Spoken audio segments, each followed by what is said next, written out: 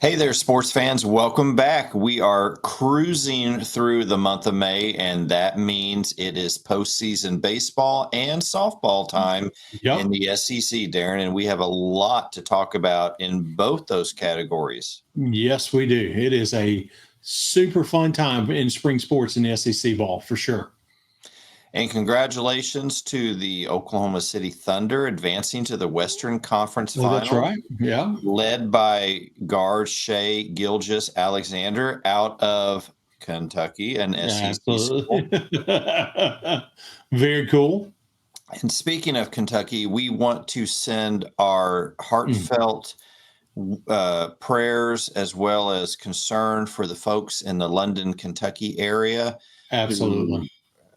are suffering the effects of a horrendous tornado that ripped through their community. That's a Yeah. small, basically a farming community that Mhm. I-75 runs through. And so you get a lot of retail and restaurants near the interstate, but a very nice community, good Yep. people. At one point, heavily farming community. I'm not sure where it is anymore, but anyway, our thoughts and prayers are with the folks that are, goodness, dealing with so much. I want to encourage you, if it gets put on your heart to look at places that are ways that you can contribute or volunteer, whatever, and be a part of those efforts to rebuild that devastated area. Absolutely. Before we get to baseball and softball, we want to look ahead to the fall because there's less than 15 Saturdays left Yep. till college football. And if you see scrolling at the bottom, we are the day that this episode drops. So Tuesday, not at time of recording, but the day this episode drops, we are exactly 100 days from kickoff. Beautiful. Isn't there something magical about being only 100 days away? Absolutely. Just it's already starting to build. You can feel it a little bit. So last week we looked at different teams in terms of who we thought might do what in terms of scheduling or really might come to the top of the conference. Mhm, mhm. Today, we're going to take a different approach. We're going to talk about schedule wreckers. These are teams that you are going to be nervous about your team playing during the regular season. So, not necessarily are we saying these are the guys that we think are going to win the SEC or be near the conference. We just think they're going to wreak a lot of havoc. Yep, absolutely. So, we each have two. Two Darren, teams. I'm going to defer to you. Who is your first SEC schedule wrecker for 2025? All right, I'm going to go with the more obvious of my two, and I'll save my much less obvious team you won't see coming. I'll say it last. But my first one is Missouri. If you look at Missouri under Eli Drinkowitz, they have definitely improved. Had some great seasons, had some 10-win seasons, and he has recruited well and built that program. When you take that and add to the fact that they've got a quarterback coming in, we'll just call him Bo because I'm never going to pronounce his last name correctly and I don't want to mess it up. So we'll just go with Bo from Penn State. It looks like he's going to be the starting quarterback, very agile, quick, and in Eli Drinkwitz's own words, a better passer in the spring than they anticipated. So when you take all of that, the fact that this is Corey Batoon's second year with this defensive unit, so everybody's building in, understanding more and more what's going on with the defensive scheme.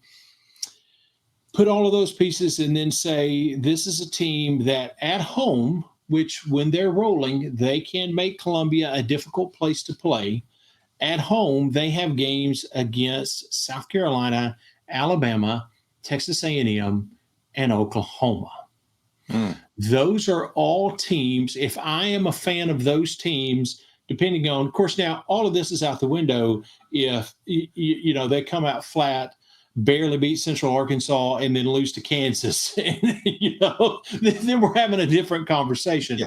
Assuming that's not going to happen, if I'm one of these teams and I'm facing, a 1, 2, maybe even a 3 loss at the most to Missouri at the time that you play them, I'm concerned about those games, and especially when you start looking at having and actually Oklahoma is in Norman, so I take that back. I had in my head that was in Columbia, but if you're at Texas A&M and you're at 7, 8, 9 wins, whatever it is, going toward the end of the year, and then you have to go to Columbia and face what could be a hot Missouri team, that's difficult.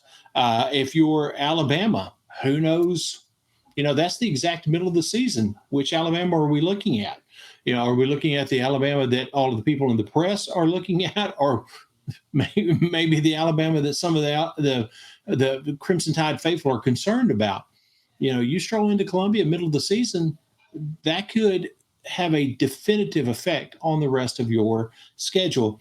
And honestly, I know Oklahoma is in Norman instead of Columbia, like I originally thought. But we saw last year, even with Oklahoma, when they played Alabama, you don't know what's going to happen those last couple of weeks of the season. And if Columbia comes into that game hot, maybe they've clicked off wins against an Alabama and an A&M, or an Alabama and a South Carolina, and have 7, 8, 9 wins, or 7 or 8 wins going into that game. I know Norman is its own set of circumstances just by itself, regardless of what kind of team Oklahoma has at that point. But still, that could be a scary game toward the end of the year if I'm Oklahoma, especially if you're sitting on the edge. If you're at 6 wins, or have mercy, even like 5 wins, or that could be a very, very difficult game for Oklahoma, even in Norman. So that's number one for me. Look out if they're on their schedule. They could definitely wreak havoc and wreck your schedule, is Missouri. And number 2, I can't believe I'm going to say it, but it just strictly is because of the way their schedule lines up. Of course. It's Kentucky.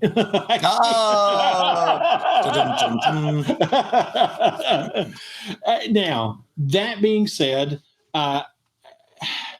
it scares me to even say them, because I do know and understand that I believe it's Butch. I can't think. I'm just blank. Their offensive coordinator.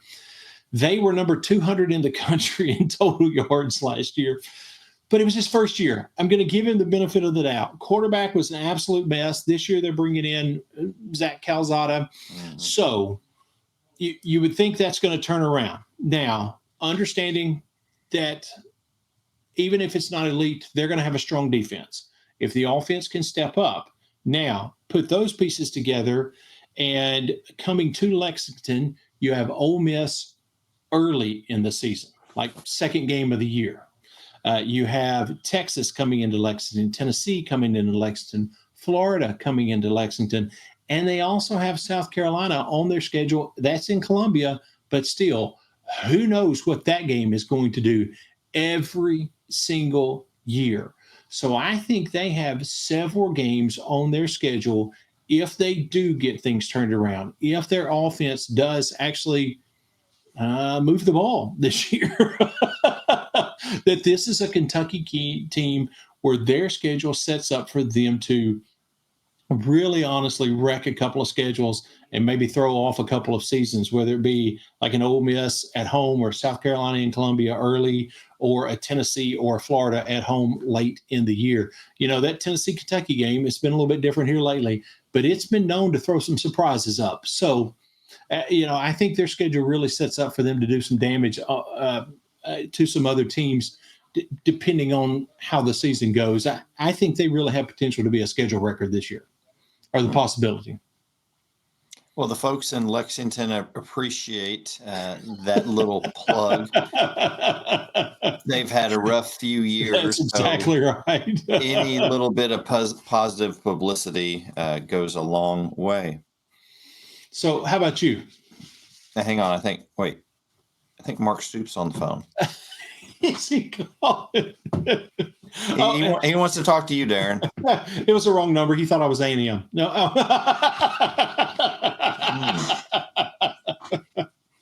You don't have a quarterback hiding in your house somewhere, do you? If I did, he'd be knocking on the door. He wouldn't just call. My two, I'm going to start with Auburn. Hugh Freeze, a somewhat disappointing season last year. However, he's assembling the pieces. Mhm. He picked up a big transfer quarterback in Jackson Arnold from Yep. Oklahoma, who didn't really meet all the expectations that the Sooners had, but there were some, what do you say, extenuating circumstances last year, Mhm. and the season did not go the way that Venables and the rest of the coaching staff thought it would go. So that necessitated the departure of Jackson Arnold. Auburn was happy to take him into the family fold. So a lot of what I'm going to say about Auburn being a schedule wrecker is going to fall on whether or not Jackson Arnold learns Hugh Freeze's offense, is comfortable Mhm. in it, and he's put into a position where he can really use the talents that he has. So when you look at their schedule, they start off with Baylor, which that's a pretty tough first game. Can be, absolutely. It's a game that they should win. Mhm. Then they go to Ball State and South Alabama. So you're talking 1-2. They could be 3-0 before their first SEC contest, and that's a big one. Jackson Arnold leads the Tigers back to Norman, Oklahoma, to face his Mhm. former squad. Mhm. Potential schedule wrecker. Absolutely. These games where there are personal feelings involved, and Mhm. we don't know the whole story of everything that went on with his departure from OU. And, if he hears that people say, well, he wasn't really who we thought he was. He wasn't really our quarterback, or we got a better quarterback now. Mhm. So much of sports is what goes on in the mind, the brain. And so Absolutely. those thoughts could be percolating, and Jackson Arnold could come out and he could have a horrendous game at Norman, or he could have his best game of the season. We don't know. Uh, I like, though, that it's a little difficult because after they go to Norman, they got to go down to College Station. So that's a tough 2-game stretch. But notice they have Georgia at home. Again, that's not going to be an easy game, but they get them at Jordan-Hare. That's important. Yep. They get Missouri at home. They go to Fayetteville. They get Kentucky at home. They go to Vanderbilt. Then look at this, before the Iron Bowl, November 15th, they have an open date. November 22nd, they have Mercer. Then they go to Tuscaloosa, or they have Alabama coming to Auburn. They're hosting the Iron Bowl this year. So that has a potential, if Alabama does as well as some people think they're going to do in Kalen DeBoer's second season, that has the potential of wrecking everything. If Alabama is looking at an SEC title and Auburn comes in, you never know what to expect in the Iron Bowl. So Auburn is my first schedule wrecker for 2025. Nice. My second one, I've already mentioned this team, is the Oklahoma Sooners. I think only one other coach in the SEC is going to be under as much pressure this year as Brent Venables, and he currently resides in Baton Rouge. An Absolutely. immense amount of pressure on both of these coaches to get things together. Now, Venables has taken strides. He's taken over the defense. That's his wheelhouse. So I expect to see some major improvements on the defensive side of the ball. Mhm. OU also went out and got their guy in the transfer portal, quarterback John Mateer from Washington State. Haven't seen a lot of him on film. I keep hearing people just raving about what a great quarterback he is. Well, he's going to have a Mhm. chance to prove that. And let's look at the way that OU could wreck the schedule for 2025. Look at how they start off. They get Illinois State at home, so a warm-up game. Then they go to Ann Arbor. Or no, they have Michigan coming. They have Yeah. Michigan coming to Norman. Mhm. Now, that's going to be a tough game. We'll see. I guess that Bryce Howard is going to be starting for Michigan with the $12 million plus or whatever they're paying him. You don't give that kind of money for a guy to sit on the bench. Now, That's not clipboard money. No. an immensely talented quarterback, but that's going to be his first big challenge. Yeah. And Norman's going to be rocking. If they can come out, if they win that one, all of a sudden you've already made a dent into the Big Ten. Now, granted, Ohio State's still king of the hill, but Michigan wants to challenge that because they won a national championship a few years ago. So they're wanting to get back there. OU could really, really put a dent in their plans. So then the next SEC or the first SEC game for OU will be another home one. We talked about it, Auburn coming to town. Then they have Texas in the Red River rivalry. Texas is loaded this year. Arch Manning, high expectations. However, this is one of the biggest rivalry games in college football. You don't know what's going to happen. And if this John Mateer is as good as we think he is with the receiving core that the Sooners are surrounding him with and an improved defense, this could be a much more competitive game, possibly even an Oklahoma win going into that game on October 11th. They have to go to Columbia, South Carolina. That's not easy with Lenore Sellers coming back. They get Ole Miss at home.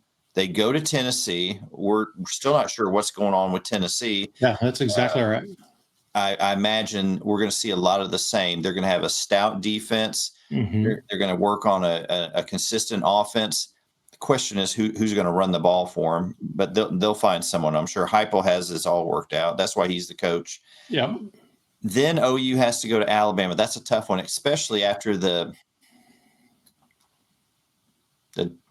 take behind the woodshed beating that they put on Alabama last year in Norman. So they're going to remember that. However, if Oklahoma can go into Tuscaloosa and Oklahoma can beat Alabama 2 years in a row, suddenly Kalen DeBoer and not Brent Venables is on the hot seat. Absolutely.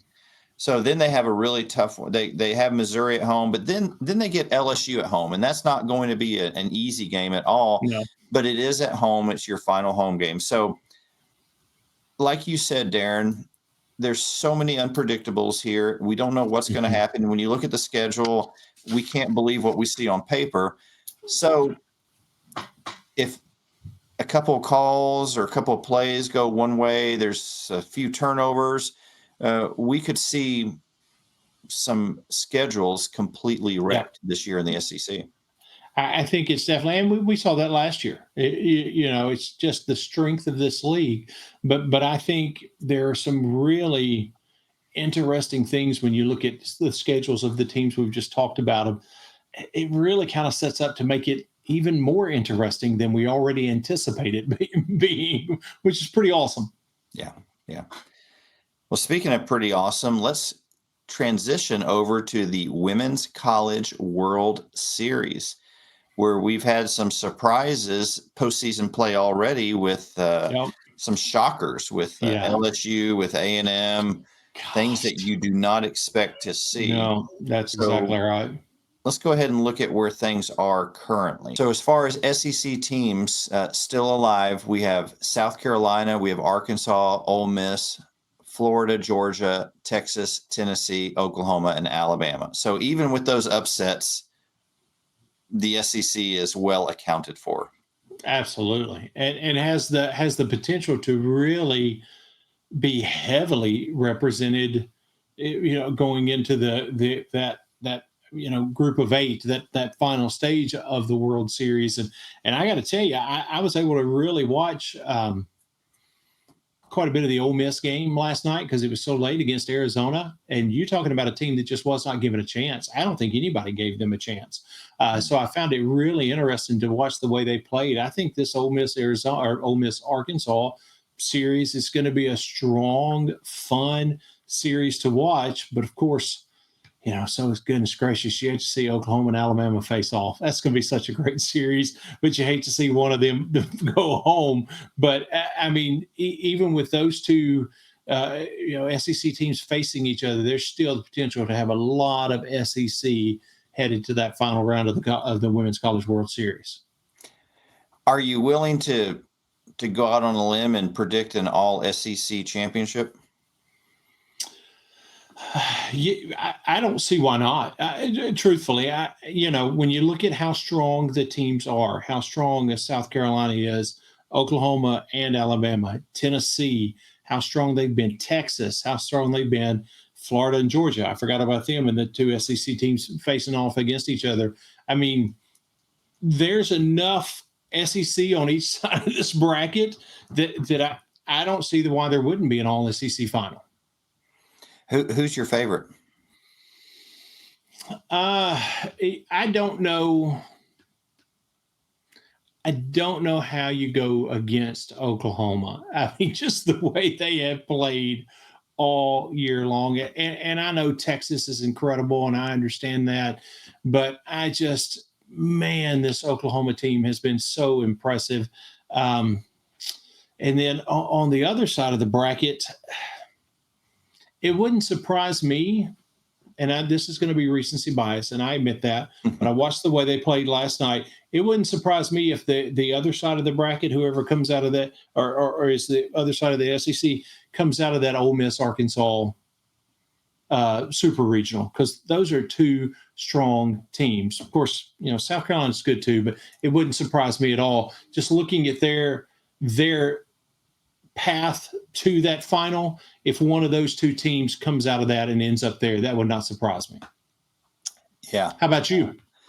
I think you have to go with Oklahoma until somebody knocks them off the hill. They are the perennial dominating softball program now in any conference. Yeah. So I'm gonna go with the Sooners until somebody can actually beat them. Yeah, I think that's a great pick. Like you said, until somebody proves they can, how do you go against them? Let's look at over on the men's side of things, where the SEC tournament seedings are in, and we are ready to kick off play in Hoover, Alabama, where, Darren, I think we looked at a photo earlier today. As far as tailgating, the first fans to set up tailgating appear to be LSU fans. We talked a lot about how baseball in Louisiana is almost just a little below football, but the fan support is absolutely phenomenal. That is so fan. And you know what? Somebody already making the trip out of Baton Rouge and got the camper set up. There is just nothing surprising about that at all. No. That's exactly what we should expect and do expect. That's exactly the way that should happen. Find that person, because there's going to be good eating there all week. They've already got huge, just stirring with a boat oar. They are. Whatever it is. It's going to be good, though. Oh, so absolutely. The games will start Tuesday when this episode comes out, and we will have an SEC tournament champion on Sunday. So before we get into the specifics of the tournament, let's look at where the SEC currently is in the top 25. Not any really big surprises here. You got LSU 1, Texas 3, Arkansas 4, Georgia 8, Vanderbilt 9, Auburn 10, Florida 15, Tennessee 17, Ole Miss 20, Alabama 21, for a grand total of how many teams does that make, Darren? Let's see. That's a lot. Is that 10 total? Am I seeing that right? Is that it's 10 out of the top 25 and over half of the conference. More than half of the conference. Keep talking to me about your conference. What? Exactly I'm looking at 10 teams in the top 25. Yeah. Come on, Urban Meyer. Why don't you talk about some other conference being good at anything? Yeah. Let's just move that along. Yeah. Yeah, imagine being conflicted. Like you are proud of what you accomplished at Florida, but yet some of the stuff that's come out with those teams is absolutely devastating on the other hand. So I imagine Urban Meyer's got some mixed emotions when he looks back on his time at Florida. And he said some comment about the Big Ten, the upper level of the Big Ten overtaking the upper level of the SEC, and he just happens to make those comments when he works for Fox, who has their big noon kickoff show, which focuses a lot on the Big Ten. Oh no, who saw that coming? But anyway, back to baseball, where the SEC is dominant, just like they are in football. But anyway, you're right to call them out, because that was all orchestrated. It's all orchestrated. So. Absolutely, completely and totally. All right, so let's look at Tuesday's matchups. We start off with an early morning game, Alabama and Missouri. The winner of that will face Tennessee on Wednesday. Then another Tuesday game, Oklahoma and Kentucky. The winner will face Georgia. And then the winner of that one will face your Vanderbilt Commodores. Are you happy with the 4 seed, Darren? I'm happy with a 2-day bye. I will take it because second, third starter deep into the bullpen is where things sometimes can get a little tricky. I'm loving that. Yes. I'm not upset with it at all. I had a feeling you'd be happy with that. Absolutely. Going on to our schedule, we have Florida and South Carolina will be playing on Tuesday. The winner will face Ole Miss, and then the winner of that game will face the Razorbacks from Fayetteville. And then the last game on Tuesday, Mississippi State against A&M. The winner will advance to face Auburn, and then the winner of that will go on to face the 3rd-seeded LSU Fighting Tigers. How do you feel about that? I feel pretty good. LSU did not do enough to get a higher seed. You got to take care of business, and there were times where, consistency is going to be big for all of these teams. Now you're in the postseason. There's very little margin for error. The inconsistent tendencies that these teams had, we've seen it with all these teams. They'll go out and they look like the clear cut, this team is going to win in Omaha. What did we just watch? And that's how I felt about LSU this season. All these teams are loaded with talent. Who's going to execute? Who's going to pull out the wins? That's who your SEC champion is going to be on Sunday afternoon. And speaking of our 2 teams, obviously that's where we give hyper focus is when we look at our 2 teams. And, when you look at LSU having that draw of Mississippi State, A&M or Auburn, Vanderbilt having the draw of Georgia, Kentucky, Oklahoma. I mean, obviously, Auburn's got some bats. They're the number 6 seed. You're not considering that game a throwaway. Georgia has pitching, has some bats. They're number 5 seed. You're not just considering that a throwaway. But when you look at, they could be playing LSU or Vanderbilt, could have the potential of playing Tennessee, could have the potential of playing Ole Miss, could have the potential of playing Florida, who has shown the ability to get hot at different times.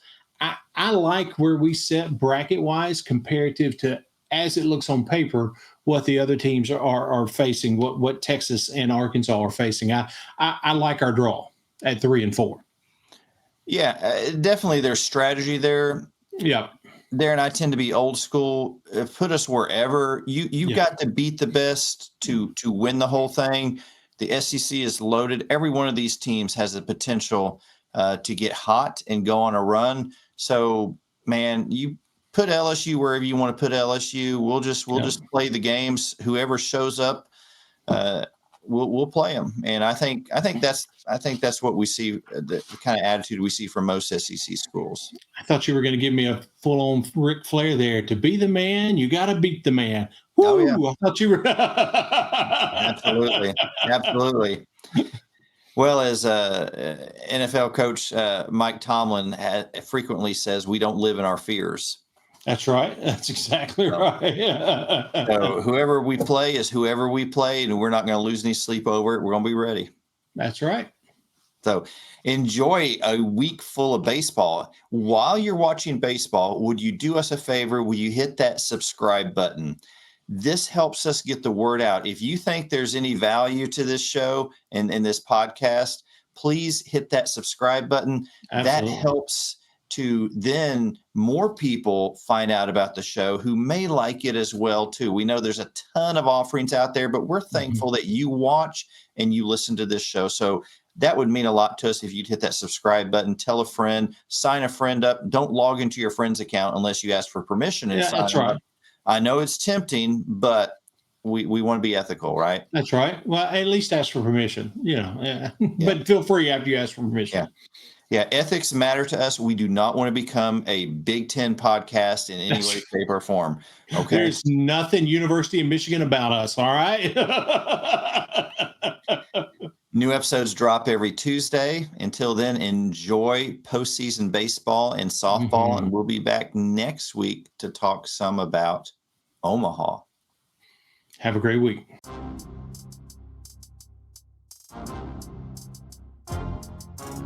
Thank you for making the Brew and Shaver Sports Podcast your go-to sports show.